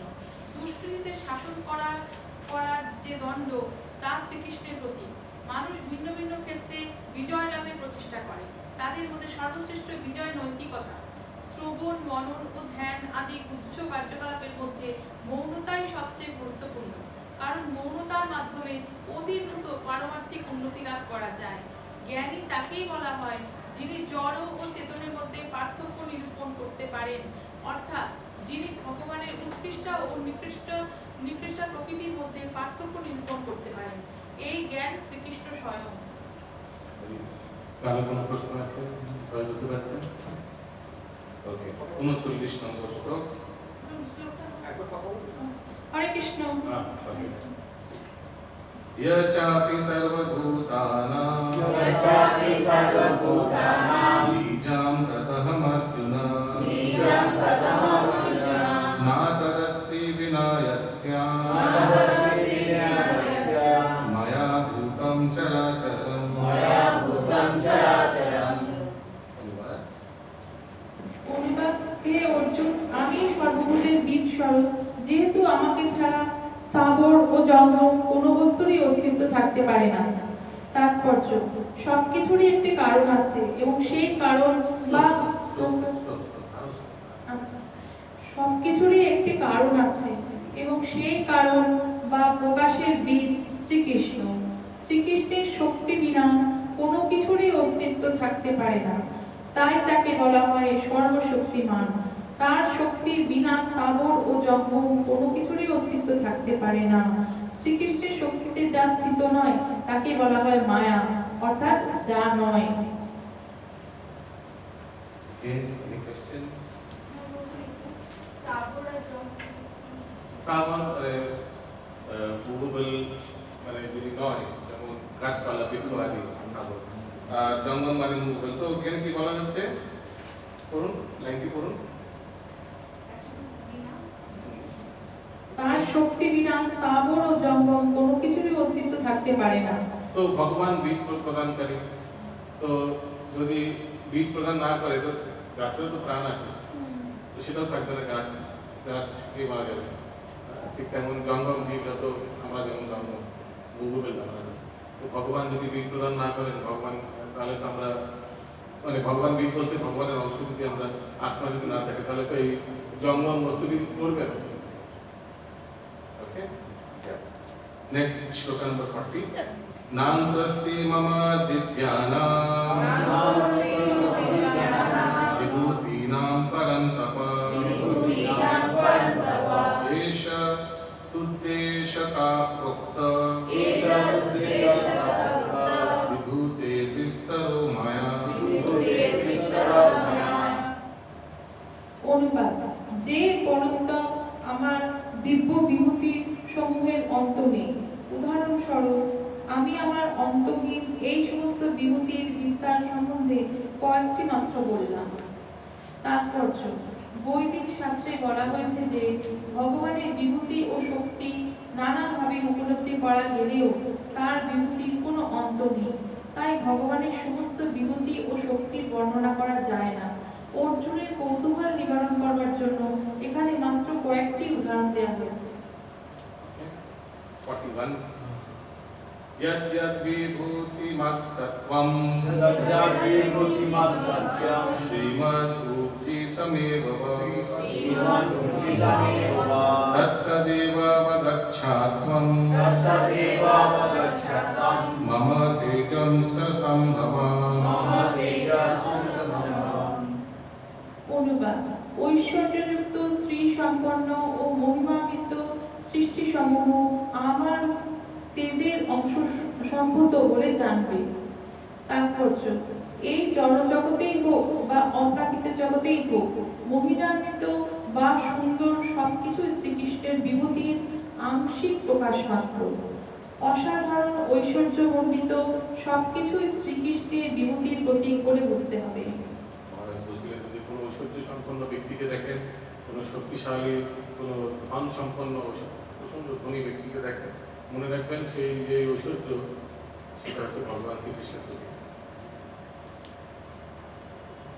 তার কোনো প্রশ্ন আছে? এই অধ্যায়ের অন্তিম শ্লোক 42 নম্বর। अथवा बहुनैतेन किं ज्ञातेन तवर्जुन द्रष्टव्यहम् इदं कृष्णम् एकं सेन स्थितो जगत्। অনুবাদ: হে অর্জুন, এই প্রকার বহু জ্ঞানেরই বা কি প্রয়োজন? আমি আমার এক অংশের দ্বারা ব্যক্ত হয়ে সমগ্র জগতে স্থিত আছি। তাৎপর্য: পরমেশ্বর ভগবান সর্বভূতে পরমাত্মা রূপে প্রবিষ্ট হয়ে এই জড় জগতের সর্বত্র বিরাজমান। আরেকবার অনুবাদ করুন। অনুবাদ: হে অর্জুন, এই প্রকার বহু জ্ঞানেরই বা কি প্রয়োজন? আমি আমার এক অংশের দ্বারা ব্যক্ত হয়ে সমগ্র জগতে স্থিত আছি। তাৎপর্য: পরমেশ্বর ভগবান সর্বভূতে পরমাত্মা রূপে প্রবিষ্ট হয়ে এই জড় জগতে সর্বত্র বিরাজমান। তো এখানে যে অনুবাদে ভগবান বলছেন আমি আমার এক অংশের দ্বারা সমগ্র জগতে ব্যাপ্ত হয়ে অবস্থিত আছি, মানে সেটা পরমাত্মার ব্যাপারে বলছেন ভগবান, তাই না? কর্মকর্মী সব জায়গায় অল পারভেডিং ইংলিশে বলা হয়। তারপর ভগবান এখানে অর্জুনকে বলছেন যে ঐশ্বর্য ও জাঁকজমকপূর্ণ এই জগতের কোনো কিছু সম্বন্ধে অবগত হওয়ার কোনো প্রয়োজন নেই। এটি কেবল জানতে হবে যে সবকিছুরই অস্তিত্ব রয়েছে ভগবান শ্রীকৃষ্ণ পরমাত্মা রূপে সেগুলির মধ্যে প্রবিষ্ট হওয়ার জন্যে। মহত্তম জীব ব্রহ্মা থেকে শুরু করে একটি ক্ষুদ্র পিপীলিকা পর্যন্ত সকলেরই অস্তিত্ব সম্ভব হয়েছে ভগবান তাদের সকলের অন্তরে প্রবেশ করার জন্য, এবং তিনি তাদের সকলকে প্রতিপালন করছেন। যে কোনো দেবদেবীর আরাধনা করে পরমেশ্বর ভগবানের কাছে বা পরম লক্ষ্যে পৌঁছানো যাবে বলে অনেকে প্রচার করে থাকে, কিন্তু এখানে দেবদেবীদের পূজা করতে সম্পূর্ণরূপে নিরুৎসাহিত করা হয়েছে, কারণ ব্রহ্মা ও শিবের মতো শ্রেষ্ঠ দেবতারাও কেবল ভগবানের অনন্ত বিভূতির অংশ মাত্র। তো এখানে অনেক সংস্থা বলে যত মত তত পথ, ভগবানের কাছে পৌঁছানোর জন্য যে কোনো দেবদেবীদের আশ্রয় দিতে পারে, যত মত তত পথ। তো এরকম ভাবে বলে। তো প্রভুপাদ এরা কি উদাহরণ দেন? প্রভুপাদ যত মত তত পথ যদি কোথাও পৌঁছতে হয়, তিনি কলকাতা থেকে গেলে কলকাতা দিয়ে আসবো। হ্যাঁ, যদি ধরুন এখান থেকে আপনি বম্বে যেতে চান তো বম্বে টিকিট কাটতে হবে। যে কোনো একটা ট্রেনে উঠে গেলে বললেন যত মত কতখানি পৌঁছে যাবো, বম্বে পৌঁছে যাবো, ঠিক না? প্রভুপাদের উদাহরণ দেন এই বোঝেন। বা ওই স্কুলটা দেখুন জানতে দেওয়া বেটা দেওয়া পৃথিবী আনতে যে যেখানে উপাসনা করছে সে সেখানে গিয়ে পৌঁছবে। কেউ যদি পিতৃপুরুষের পূর্বপুরুষে দেখবেন, সকালবেলা দেখবেন অনেকে আছে তাদের বাড়ির দেওয়ালে তাদের পিতৃপুরুষের পর ছবি আছে। হ্যাঁ, আর সকালবেলা উঠে তাদের খুব ভালোভাবে ওদেরই দুধ দেখেন, ভগবানকে দেখান না। তো মৃত্যুর সময় ওদেরই কথা স্মরণ আসবে, আজকে দুধ দেখানো হলো না, অসুস্থ হয়ে গেছি। তো সেই পিতৃলোকে গিয়ে পিতৃলোক, নিম্নলোক কিন্তু পিতৃলোক, যদিও ঊর্ধ্বে স্থিত কিন্তু নিম্নলোক পিতৃলোক। ওখানে সব পূর্বজ যারা এখনো শরীর পায়নি, দেহ পায়নি, ওখানে গিয়ে বসে আছে। ওখানে ওদের সঙ্গে ওনার সঙ্গে কিছুক্ষণ সময় কাটাবে, তারপর আবার কখন হয়ে যাবে। এই আগে ভগবানই জাত সকলের উৎস, এবং তার থেকে শ্রেষ্ঠ আর কেউই নেই। তিনি অসমর্থ, অর্থাৎ তার সমান অথবা তার থেকে ঊর্ধ্বে আর কেউ নেই। পদ্ম পুরাণে বলা হয়েছে যে যদি কেউ পরমেশ্বর ভগবান শ্রীকৃষ্ণকে দেবদেবীর সমান বলে মনে করে, এমনকি তারা ব্রহ্মা বা শিবকেই হোক না কেন, তাহলে সে তৎক্ষণাৎ নাস্তিকে পরিণত হয়। কিন্তু যদি আমরা শ্রীকৃষ্ণের শক্তির বিস্তার ও বিভূতির বর্ণনা বিশদভাবে অধ্যয়ন করি, তাহলে আমরা নিঃসন্দেহে পরমেশ্বর রূপে শ্রীকৃষ্ণের সম্বন্ধে যথাযথভাবে উপলব্ধি করতে পারি এবং অবিচলিতভাবে অনন্য ভক্তি সহকারে তার সেবায় আমাদের মনকে স্থির করতে পারি। তার সাংস প্রকাশ রূপে সর্বভূতে বিরাজমান পরমাত্মার বিস্তারের দ্বারা ভগবান সর্বব্যাপ্ত। শুদ্ধ ভক্তেরা তাই সর্বতভাবে ভগবৎ সেবার মাধ্যমে তাদের মনকে কৃষ্ণ চেতনায় কেন্দ্রীভূত করেন। সেভাবে তারা সর্বদা অপ্রাকৃত স্তরে অধিষ্ঠিত থাকেন। ভক্তিযোগে শ্রীকৃষ্ণের আরাধনা সম্বন্ধে এই অধ্যায়ের 8ম থেকে 11 শ্লোকে স্পষ্টভাবে উল্লেখ করা হয়েছে। সেটি শুদ্ধ ভগবত ভক্তির পন্থা। পরমেশ্বর ভগবানের বোঝা গেল 8ম থেকে 11 শ্লোক বলতে কি বোঝানো হচ্ছে এই অধ্যায়? এমপিপি মনে আছে? চতুষ্পদী একদম সারাংশ দেওয়া আছে, একদম পরমেশ্বর ভগবানের সান্নিধ্য লাভ করার মাধ্যমে ভক্তিযোগের পূর্ণতা কিভাবে প্রাপ্ত হওয়া যায় তা বিশদভাবে এই অধ্যায়ে বর্ণনা করা হয়েছে। শ্রীকৃষ্ণ থেকে গুরু পরম্পরার ধারায় অধিষ্ঠিত মহান আচার্য শ্রী বলদেব বিদ্যাভূষণ এই অধ্যায়ের তাৎপর্যে উপসংহারে বলেছেন, यच्छक्तिलेशात् सूर्याद्यो भवन्ति अत्युग्रतेजसः यदंसेनात्रिकं विश्वं स कृष्णो दशमे अर्च्यते। ভগবান শ্রীকৃষ্ণের বলবান শক্তি থেকে এমনকি শক্তিশালী সূর্য পর্যন্ত শক্তি লাভ করেন এবং শ্রীকৃষ্ণের সাংস প্রকাশের দ্বারা সমগ্র বিশ্ব ব্রহ্মাণ্ড প্রতিপালিত হয়। সেই কারণে ভগবান শ্রীকৃষ্ণই পরমাত্ম। ইতি পরম ব্রহ্মের ঐশ্বর্য বিষয়ক বিভূতি যোগ নামক শ্রীমদ্ ভগবত গীতার 10ম অধ্যায়ের ভক্তি বেদান্ত তাৎপর্য সমাপ্ত। श्रील प्रभुपाद की जय, गीता की जय, समवेत गौर भक्तवृंद की जय। हरे कृष्णा। तो ये हम এখানে তো আমরা next week holiday, next week আপনারা সময় পাচ্ছেন, চেষ্টা করবেন সব প্রশ্ন যেগুলো আছে সেগুলো একদম আপ টু ডেট থাকা আর শ্লোকা বাই হার্ট করে রাখার চেষ্টা করবেন। আমরা ডিসকাস করছিলাম প্রভুর সঙ্গে যে নেক্সট উইক আমরা শ্লোকা টেস্ট নিয়ে নিতে পারি একদিন সবাইকে ডেকে। হ্যাঁ, রেডি আপনাদের উপর। If you want to ready করতে চান, যদি আপনাদের মধ্যে কেউ দিতে চান রেডি করে, তাহলে আর কোথাতে পারে মঙ্গলবার না শুক্রবার রাখবো, অনেকদিন পর থাকতে পারে। নেক্সট উইক যখন মঙ্গলবার আর শুক্রবার দুটো দিন আছে না, দুটো ছুটির দিন আছে। আমি যদি আপনাকে 6 দিন দিই, মানে আজকে শুক্রবার 6 দিন পাচ্ছেন, তারপর শুক্রবার আসবে, মানে 7 দিনই বলতে গেলে। যদি আপনারা দিতে চান দিয়ে দেবেন, ওই শুক্রবার আর যদি আচ্ছা তো বাকিটা দিয়ে দেবেন, কোনো অসুবিধা নেই। ওটা কি মিনিং শুধু মানে শ্লোকা মিনিং? যদি আপনারা হাত উঠান হ্যাঁ তাহলে আমরা রাখবো, যদি না করতে চান লাস্টে করবেন ফাইলিং করে সব একসঙ্গে।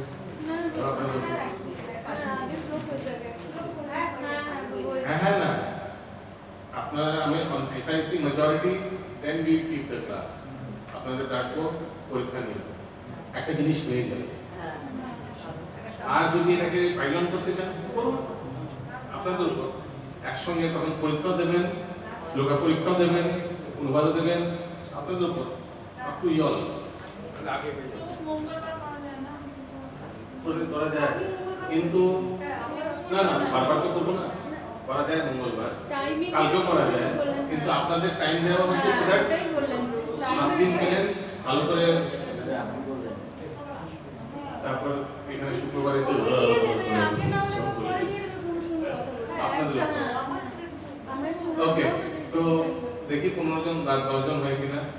শুক্রবার এসে কে শ্লোকা অনুবাদ পরীক্ষা দিতে চান হাত উঠান। আচ্ছা এই হাত উঠান মানে ওই পাকিস্তান আম্পায়ারের মতো না, এখন একটা হাত হাত একটা আম্পায়ার ছিল, হাত উঠিয়ে আমার দিকে তারপরে হাত উঠান মানে হাত উঠান। আমি যদি 10 জন পাই তাহলে রাখবো, যদি 10 জন না পাই তাহলে রাখবো না, সোজা কথা।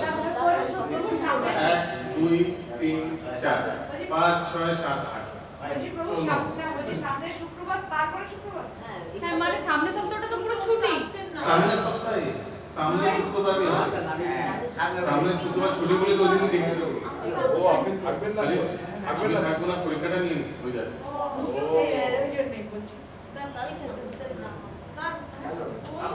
পরের শুক্রবার মানে এই শুক্রবার, হ্যাঁ ঠিক আছে।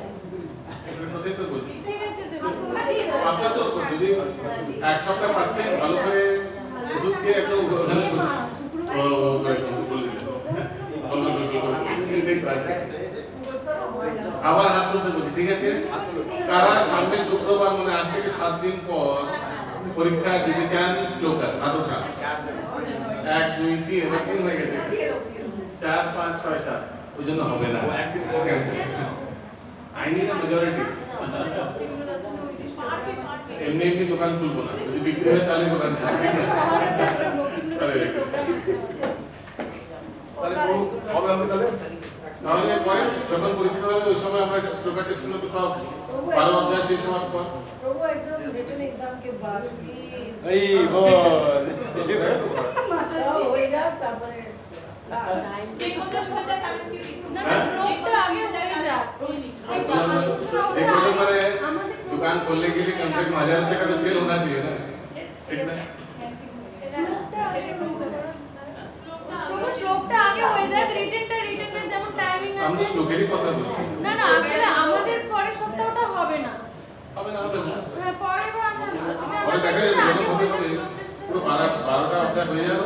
এটা আমি থাকছি না বলে আমি ভাবলাম এটা করিয়ে নিই। মঙ্গলবার দিন না আপনি কথা আছে মঙ্গলবার না না আমি রোববারই বেরিয়ে যাচ্ছি। না সেটা পরের মঙ্গলবার বলছি, এই মঙ্গলবার তার পরের মঙ্গলবার। না তাহলে দেখুন এটা ফাঁকা ছিল বলে ভাবছিলাম করি না। ঠিক আছে। হ্যাঁ হ্যাঁ কোলা বইটা দিয়ে দেবো। সেটা সবাই আসতে পারবে না। আচ্ছা হয়ে গেছে না দিদি? Yes, yes. Very good. খোলা বই চাপে হয়ে গেছে দিয়ে দিন। These are আমি তো বলবো এগুলো খুব ভালো লক্ষণ, আপনার নিজের বার্ডেন আস্তে আস্তে হালকা করছে।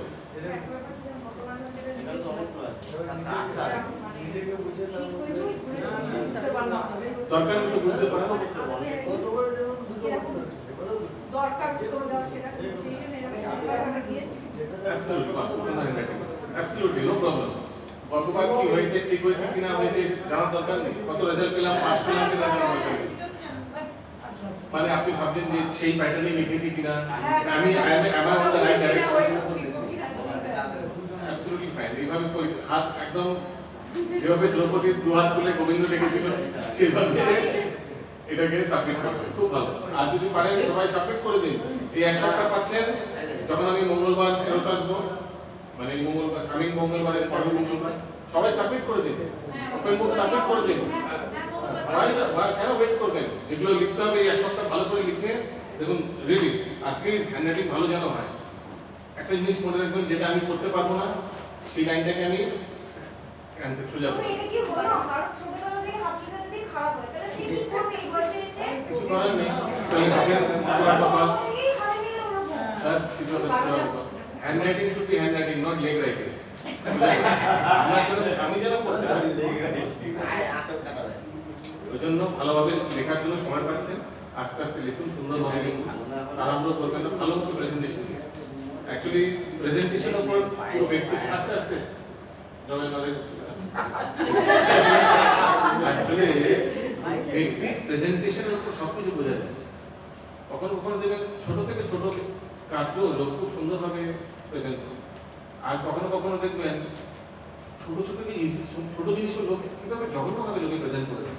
ছোট জিনিস, এভরিথিং সেজ অ্যাবাউট লোকের মানসিকতা কেমন, everything it reveals the inside. এই জন্য চেষ্টা করবেন এভরিথিং শুড বি পারফেক্ট। যেভাবে ব্যবসা বা চাকরি আমরা মন দিয়ে করি, কারণ কি টাকা ইনভলভ আছে, ঠিক না? ঠিক সেইভাবে এই ভক্তিযোগ অবলম্বন করুন। Don't take this as honorary service. Honorary service বোঝেন? সেই জিনিসটাগুলোকে পাত্তা দেন। অনারারি সার্ভিস আসতে আসতে ভুল হবে, না হলে না হবে, थोड़ी हमारा इनकम कम हो जाएगा, क्या कर सकते हैं? ऐसा नहीं। যখন চেষ্টা করবেন সবাই ফার্স্ট হবে। ভক্তি শাস্ত্রী এক্সাম এমন করে দিন, চেষ্টা করবেন সবাই, যতগুলো অ্যাটেন্ড করছেন আপনারা সবাই ফার্স্ট হতে চেষ্টা করবেন, not second. Everybody should come first. ভালো করে পড়াশোনা করুন, ভালো করে অধ্যয়ন করুন, যে শ্লোক দেওয়া আছে এগুলো ভালো করে করুন। এখানেই তো আপনার পরীক্ষা, যে আপনি ভক্তি পথকে কিভাবে গ্রহণ করছেন, ক্যাজুয়ালি না ভেরি নিষ্ঠাপূর্ণ, না একদম অগ্রাহ্যতা। এখানেই আপনার এই মার্কসগুলোই আপনার প্রতিনিধিত্ব করবে। এইগুলো ইন্ডিকেটর, বলে না কিভাবে indicator, this are the indicator. যে ফার্স্ট হয়ে যেত বোঝাই যাচ্ছে সে সিরিয়াসলি ফার্স্ট হয়েছে, ऐसे ফার্স্ট हो गया क्या, इसी से पता चला। तो লাস্ট হয়েছে সে কিছু ভাবে কিসের জন্য ভক্তি শাস্ত্র করছে ভালো করে বোঝা যাচ্ছে, তাহলে কেন লাস্ট হয়েছে। দিস আর দ্য ইন্ডিকেটর, এগুলো দেখে বোঝা যায়। যেমন বাংলা ভাষায় কি বলে না, একটা ভাত কিন্তু বোঝা যায় পুরো হাড়িটা কেমন, তখন আপনার মার্কস দেখে বোঝা যাবে হাউ ইউ আর টেকিং, আপনার উৎসাহ দেখে বোঝা যাবে যে how you are handling this Bhakti Shastra. খুব আমার একটা প্রশ্ন ছিল, তুমি যেখানে ওপেন বুকে একটা প্রশ্ন করেছি, কৃষ্ণের সঙ্গে জড়জগতের কি সম্পর্ক, তা ভগবদ গীতার নবম অধ্যায়ের 4 থেকে 10 নম্বর শ্লোকে প্রদত্ত সংস্কৃত শব্দ উপমা সহযোগে বর্ণনা করুন দিয়ে ব্র্যাকেটে লেখা আছে অনুভব। অনুভব, আমি এই যে অনুভব মানে আমার যতদূর মনে করছে পার্সোনাল এক্সপেরিয়েন্স, অনুভূতি, নিজের অনুভূতি, মানে ব্যক্তিগত প্রয়োগ। অ্যাবসলিউটলি। ওই জন্য ওপেন বুক না পুরো ব্যক্তিগত আছে, আমি বারবার বলছি করবেন, করে ট্রাই টু রিলেট। এখানে খেলা, ওই জন্য 65 মার্কস কিন্তু ওপেন বুকে দেওয়া আছে, কারণ এখানে পার্সোনাল অ্যাপ্লিকেশন, বাকিগুলো সব পায়ার করুন, ভমিট করুন, পায়ার করুন, ভমিট করুন, তারপর ভুলে যাবেন কি করেছিলেন। যদি 10 বছর পর জিজ্ঞেস করা ভুলে যাবেন। ওপেন বুকে বোঝা যাবে ভক্তি কত, মানে ব্যক্তির ভক্তিতে কত প্রগতি হয়েছে, কারণ কি সেই জিনিসটাকে তিনি নিজের পার্সোনাল লাইফে মিক্স করে নিচ্ছেন, সেইগুলোকে বোঝা যাবে লোকটার কর্তব্য কিনা। ওই জন্য আমি যখন ওই দিন চতুষ্লোকী ভাগবত গীতা বলছিলাম, এক একটির সঙ্গে পার্সোনাল লাইফ এক্সপিরিয়েন্সও দিচ্ছিলাম, সো দ্যাট আপনি রিলেট করতে পারেন। Everything should be correlated. যা করছি তার সাথে সাথে আমি চেষ্টা করছি কিছু না কিছু একটি উদাহরণ, নর্মাল অ্যানালজি দেওয়ার জন্য, করছি না। আদারওয়াইজ প্র্যাকটিক্যাল কিছু থিওরি করে ভুলেও যাবেন ভক্তি শাস্ত্রে দুদিন পর যখন সার্টিফিকেট হয়ে যাবে। That I don't want. Practical application link থাকা যায়। বলুন।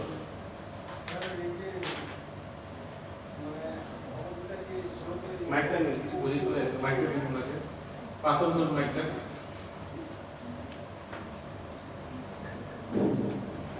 তো যে উপমা সমাজে আছে 7:14-তে একটা কথা লেখা আছে, যে মানুষের হাত পা দড়ি দিয়ে বাঁধা সে নিজেই মুক্ত করতে পারে না। মুক্ত হতে হলে তাকে এমন কারো সাহায্য নিতে হয় যে নিজেই মুক্ত, কারণ সে নিজেই বদ্ধ, সে কাউকে মুক্ত করতে পারে না। তাই ভগবান শ্রীকৃষ্ণ অথবা তার প্রতিনিধি, এই কথাটা অথবা তার প্রতিনিধি মানে গুরুদেব, তো গুরুদেব অজ্ঞানতাকে দূর করতে পারে। কোনো এক, আপনি যদি ধরুন এক অন্ধ ব্যক্তি রাস্তা ক্রস করতে গেছে, সে আরেক অন্ধ ব্যক্তিকে হাত ধরলো, ভাই তুমি আমি একটু রাস্তা ক্রস করে দাও। হ্যাঁ, তো সে বলবে ভাই আমি নিজে অন্ধ, তোমার কি করে রাস্তা ক্রস করতে পারি? হতে পারে আমরা দুজনে গর্তে পড়বো, এমন হতে পারে। ওই জন্য রাস্তা ক্রস করার জন্য যে যার দৃষ্টি আছে তাকে এই রাস্তায় দিয়ে এগিয়ে গেছে। তো সেটাই বক্তব্য, তাহলে গুরুদেব বেরোতে হবে, কিন্তু এখানে শ্রীকৃষ্ণ অথবা অথবা তো ভগবান শ্রীকৃষ্ণের যদি আপনি সান্নিধ্য পান, খুবই ভালো, ভাগ্যবান। যেমন কে পেয়েছিল? অর্জুন পেয়েছিল। অর্জুন আমরা যদি সান্নিধ্য পেতে হলে কি করতে হবে? আপাতত ভগবানের কৃষ্ণের প্রতিনিধির সান্নিধ্য পান। এখানে অপশন দেওয়া আছে, শ্রীকৃষ্ণ অথবা ঠিক আছে, আর গুরুদেব ভগবানের প্রতিনিধি, ঠিক আছে। যেমন আপনি যদি এখন দেখুন আজকে আমরা খোলা বই, আচ্ছা আপনার প্রশ্নটা কি? প্রশ্নটা কি? খোলা বই প্রশ্ন আছে 8টা প্রশ্ন আছে। কতটা খোলা বইতে প্রশ্ন আছে 8টা বই প্রশ্ন, তার মধ্যে এনি টু মানে আপনার চয়েস অনুযায়ী। প্রশ্নটা কি? এখানেও আছে যে শ্রীকৃষ্ণ অথবা তার প্রতিনিধি, তাহলে অপশন আছে, আপনি গুরু না ধরেও অপশন আছে মানে আমার অপশন নেই, যেটা পাবো সেটাই। এখন শ্রীকৃষ্ণ অথবা লেখা আছে, শ্রীকৃষ্ণ বারবার বলছেন কেন? আমি শুনতে পেয়েছি। আমি এই আপনি প্রশ্ন করছেন না, উত্তরটা ঘুমা শোনার ধৈর্য রাখবেন। আপনি যে বারবার বলছেন অপশন আছে, সত্যি কথা বলতে অপশন নেই, অথবা লেখা আছে কিন্তু অপশন নেই। আপনার কাছে কি অপশন আছে? না অপশন নেই, কি আছে? সেটাই নেই। শ্রীকৃষ্ণ আছে না প্রতিনিধি আছে? কোনটা অপশন আছে? কৃষ্ণ অথবা তার প্রতিনিধি তো প্রতিনিধি গুরুদেবের এখন অপশন হয়নি, ঠিক আছে। অর্জুনের কাছে অপশন ছিল, ডাইরেক্ট শ্রীকৃষ্ণ থেকে শিক্ষা গ্রহণ করেছেন। আমাদের কাছে অপশন নেই, তো নেই, কোনো প্রবলেম নেই। দুজনের মধ্যে কোনো অন্তর নেই, দুজনের মধ্যে কোনো অন্তর নেই।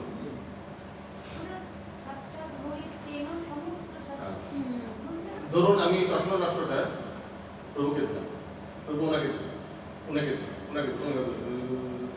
আমার কাছে ফেরত দেবেন, এটা কি চশমার বাক্স থাকবে? হ্যাঁ, সেভাবেই গুরু পরম্পরার মাধ্যমে যে জ্ঞান ট্রান্সফার হচ্ছে, গুরু পরম্পরা সবচেয়ে উপরে কে? ভগবান, সাক্ষাৎ ভগবান। ওনার থেকে যে জ্ঞান ট্রান্সফার হচ্ছে সেটা একই থাকবে, ওই জন্য ওনার প্রতিনিধি থেকেও যদি আপনি সংগ্রহ করেন, ইজ নট ডিফারেন্ট।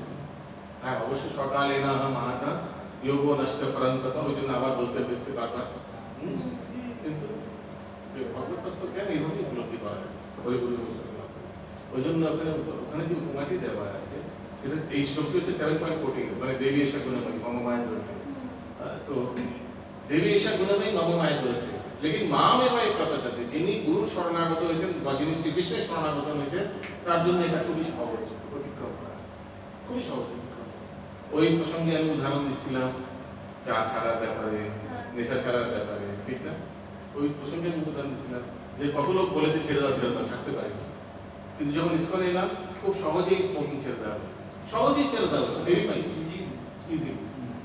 কারা কারা এরকম আছেন? আর আপনি তো ওটাই খুব সহজে ছেড়ে দেওয়া হয়েছে, ঠিক না? ওকে, কাল দিন প্রভু নোট করে নেবেন। মাতাজির নাম মিত্রা রূপিণী মাতাজি, ওপেন বুক সাবমিট করেছেন। ওকে, আর সেকেন্ড, হ্যাঁ সেকেন্ড ইউনিট দুটোই বলতে দুটো কোয়েশ্চেন। এরকমই আমি বাকিদের বলেছি, আপনারা যখন দিচ্ছেন আপনাদের কাছে ছবি রেখে দিচ্ছেন তো? হ্যাঁ, এইবারে ক্লিক করে ঠিক করে আগের বারে তো জেরক্স করে রেখে দিন। অবশ্যই একটা ছবি বা মোবাইলে একটা কিছু লিখে দেবেন। আবার কাউকে পাসন করবেন না পরের ব্যাচকে, এগুলো আমরা রেখে দিচ্ছি পরের ব্যাচকে, আমাদের প্রজন্মের আগে জন্মের মানে নেক্সট জেনারেশনকে দেওয়ার জন্য। কারোর থেকে নেবেনও না, কাউকে দেবেনও না। ওকে, লিখুন, কারণ ধরুন ওনাকে দিলেন, আমাকে দিলেন, ভালো হয়ে গেল। সেটা লাস্টে বুঝতে পারবেন, লাস্টে মার্কসে বুঝতে পারবেন। ওকে, তো সবাইকে এটা রিকোয়েস্ট করবো, হ্যাঁ মার্কসগুলো করবেন নাকি? মানে প্রভু এক্সামগুলো হয়ে যাওয়ার পরে, এক্সামগুলো হয়ে যাওয়ার পর মার্কস বলা হবে কিনা? মার্কস লাস্টে লাস্টে বলা হবে। যারা অনলাইনে ওরা কিন্তু সব জানতে পারে, ক্লাস হবে না, কবে ক্লাস শুরু হবে? হ্যাঁ, ঠিক আছে। তো নেক্সট আমরা এই সামনের সপ্তাহে মানডে সরি টিউসডে আর ফ্রাইডে হচ্ছে না, ওর পরে যে টিউসডে আছে সেখানে আমরা কন্টিনিউ করব। ওকে, তো আচ্ছা অন্যদিন শর্টকাট করে আজকে তিনটি হচ্ছে না নাকি? ওটা এবারে যে উপমাগুলো থাকবে মানে যেগুলো করছি আর কি, ওগুলো কি ফিল ইন দ্য ব্ল্যাঙ্কস এর মাধ্যমেই থাকবে? দুটোই হতে পারে। রিলেভেন্সও থাকতে পারে, ওই ছবিও থাকতে পারে। ছবি থাকে ওর বেসে যেটা আছে ওটাই জাস্ট লিখে দিলে হবে, মানে Absolutely. আলাদা করে ব্যাখ্যার কিছু না না না, ওই ফিল দ্য ব্ল্যাঙ্কস থাকলে ছবিটা দেওয়া থাকবে, ওটার অপশন থাকে। Okay, Hare Krishna, thank you very much.